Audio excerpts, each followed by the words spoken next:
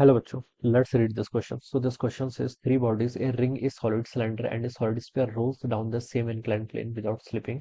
This starts from the rest. The radii of the bodies are identical. Then which of the following body reaches the ground with the maximum velocity? Maximum velocity के साथ पहुंचेगी आपको बताना है. Alright. चलिए इस question को start करते हैं. So we can write down the key concept of this question. आपके यहाँ पर बताना है कि कौन सी बॉडी क्या करेगी, reaches the ground with the maximum velocity. Okay, तो चलिए बच्चों इस क्वेश्चन का की कॉन्सेप्ट आप देखिए.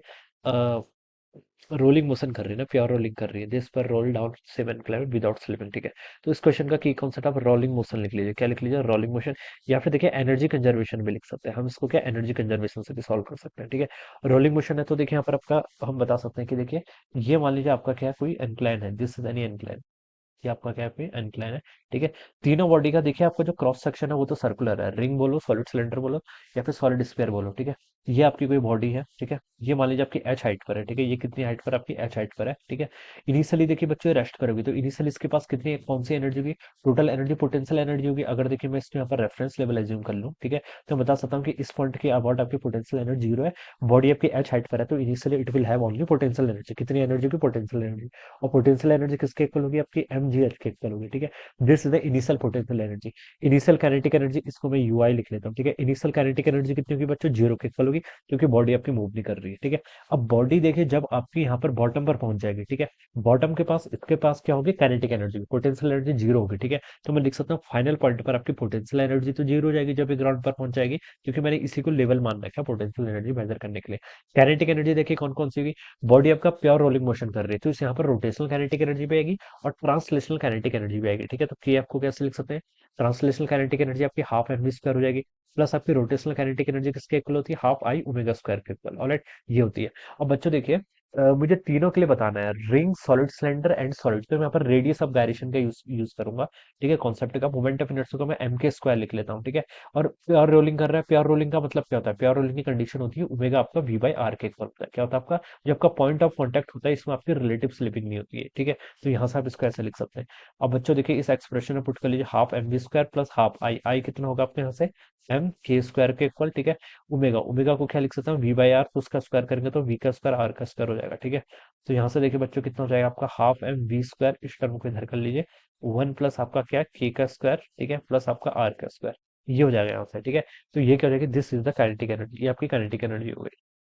अब देखिए बच्चों जब ये यहाँ क्या होगी? This will be the kinetic energy. ये क्या होगी आपके यहाँ पर से? काइनेटिक एनर्जी हो जाएगी. ठीक है, अब देखिए अब ये दोनों एनर्जी क्या होंगी? आपकी इक्वल होंगी. ठीक है, इनिशियल एनर्जी, एनर्जी कंजर्वेशन का यूज करके हम बता सकते हैं. तो आप लिख सकते हैं देखिए यहाँ से आपकी initial energy m g h, ये किसके इक्वल होगी? आपकी half M we square times आपका वन प्लस के का square r square. Alright, total mechanical energy conservation का मैं क्या कर रहा हूँ यहाँ पर यूज कर रहा हूँ. ठीक है, एम से बच्चों यहाँ पर आपका एम कैंसिल हो जाएगा. मुझे बताना है मैक्सिमम वेलोसिटी किस केस में आएगी, तो मैं यहाँ से देखिए वी स्क्वायर को क्या लिख सकता हूँ? ये आपका टू जी एच इधर आ जाएगा. ठीक है, डिवाइडेड बाय आपका वन प्लस के का square divided by are square. ये वैल्यू हो जाएगी. और यहाँ पर से आपकी जो वेलोसिटी आएगी, ये वेलोसिटी कब की है? बॉटम पर. ठीक है, तो ये जाएगी आपकी under root of two ji H divided by one plus K square by are square. This will be the velocity. ये आपकी क्या जाएगी? बॉटम पॉइंट पर वेलोसिटी आएगी. अब हमें बताना है कि which of the bodies reaches the ground with maximum velocity. ठीक है, अब बच्चों देखिए टू जी एच ये टर्म तो सबके लिए कांस्टेंट है. ठीक है, के की वैल्यू यहाँ पर वेरी करेगी. ठीक है, सबसे पहले मैं रिंग की बात करता हूँ. रिंग का देखिए मोमेंट ऑफ इनर्शिया कितना होता है? आपका एम आर स्क्वायर के इक्वल होता है. ठीक है, आप इसको एम के स्क्वायर से कंपेयर करेंगे. ठीक है, तो ये के की वैल्यू यहाँ से कितनी आएगी? आर के इक्वल आ गई. ठीक है, तो अगर के को मैं यहाँ पर आर पुट करूंगा तो ये देखिए कितना हो जाएगा आपका? One plus r square by are square, यानी कि वन बाय टू के इक्वल हो जाएगा. और वेलोसिटी कितनी आ जाएगी आपकी? रिंग के केस में जबकि वेलोसिटी आएगी वो रूट जी एच के इक्वल आ जाएगी. कितनी? रूट जी एच के इक्वल. दूसरा देखिए क्या बोल रखा है? Solid cylinder. दूसरा मुझे यहाँ पर सॉलिड सिलेंडर की बताना है. सॉलिड सिलेंडर का बच्चों मोमेंट ऑफ इनर्शिया कितना होता है? सॉलिड सिलेंडर है तो इसका मोमेंट ऑफ इनर्शिया मतलब सॉलिड सिलेंडर और डिस्क का इक्वल होता है ना, तो m r square by two के इक्वल होता है. तो के की वैल्यू यहाँ से आपकी आर बाय रूट टू के इक्वल हो जाएगी. तो इस एक्सप्रेशन में देखिए मैं आगे नहीं पुट करूंगा, तो के को मैं यहाँ पर देखिए r by root two put करूंगा, तो कितना हो जाएगा? आर का स्क्वायर बाय टू. तो one plus one by two आपका थ्री बाय टू हो जाएगा. कितना हो जाएगा? Three by to.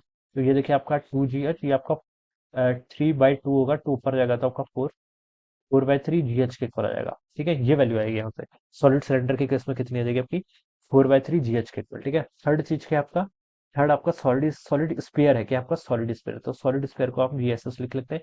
Solid sphere का मोमेंट ऑफ इनर्शिया कितना होता है आपका? Two by five m r square के इक्वल. ठीक है, इसको आप एम के स्क्वायर से कंपेयर करेंगे तो के की वैल्यू, के स्क्वायर की वैल्यू आपकी two by five R square आ रही है. ठीक है, अब इस एक्सप्रेशन में अगेन इसको पुट कर लीजिए. ठीक है, तो देखिए ये कितना रहेगा आपका? अंडर टू जी एस, तो ऊपर ऐसे ही रहेगा. ठीक है, के स्क्वायर को आप यहाँ से 2/5 आर स्क्वायर करेंगे तो आर स्क्वायर से आर स्क्वायर कैंसिल, 1 + 2/5 कितना होता है आपका 7/5 इक्वल, और ये ऊपर हो जाएगा आपका 10/5×10 10/7 GH की। ठीक है, ये वैल्यू आएगी। अब देखिए इन तीनों में किसकी वैल्यू सबसे ज्यादा है, ये तो अंडर रूट GH है। ये 4/3 कितना होता है आपका 1.3 के इक्वल, 10/7 आपका 1.4 समथिंग होता है 1.41। तो मैक्सिमम तो देखिए सॉलिड सॉलिड स्फीयर के केस में आना चाहिए। ठीक है, which of the following bodies reaches the ground with maximum velocity, तो आपका सॉलिड स्फीयर होना चाहिए इसका राइट आंसर। ठीक है, तो इसका कौन सा ऑप्शन हो जाएगा, फर्स्ट ऑप्शन इसका राइट आंसर हो जाएगा। Alright, so this is how we will solve this problem. I hope you are understood this concept. All the best and thank you so much.